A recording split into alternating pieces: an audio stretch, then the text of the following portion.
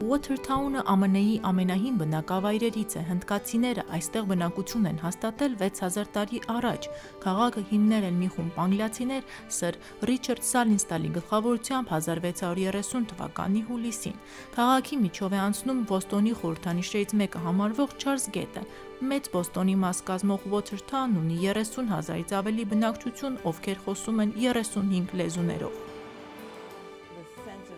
Ես սիրում եմ Watertown-ում առկա համայնքային ընկալումը, մենք բազմազգ համայնք ենք, այստեղ ապրում են շատ հայեր, հույներ, իտալացիներ, յանկիներ, բոլորը սիրում են, որ մենք բազմամշակութային համայնք ենք և հարգում են միմյանց ժառանգությունը։ Հայերը Watertown-ում սկսել են հաստատվել 1890-ական թվականներին, հիմնականում գաղթելով Օսմանյան կայսրությունից։ Քաղաքը հայերին գրավեց իր աշխատաշուկայով և բարեկեցիկ կյանք ստեղծելու հնարավորությամբ։ Ռեժիսոր Ռոջեր Հակոբյանը 2010 թվականին ուղղությունը Watertown Hood Rubber Company-ի հայերը անվանվան փաստագրական ֆիլմ է նկարել քաղաքի ճանաչված կոշիկի գործարանի մասին, որը մեծ ազդեցություն է ունեցել հայերի այս բնակավայրում հաստատվելու վրա։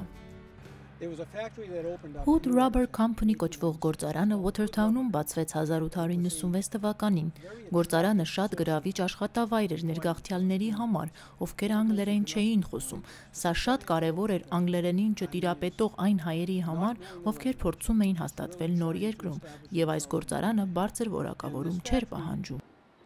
Watertown-ում գործող հայկական եկեղեցիները մեծ դեր ունեցան կենսունակ և ակտիվ համայնքի ձևավորման գործում։ Այժմ այստեղ ապրում են 7000-ից ավելի հայեր և համայնքն անշուշտ իր ազդեցությունն ունի ողջ քաղաքի վրա։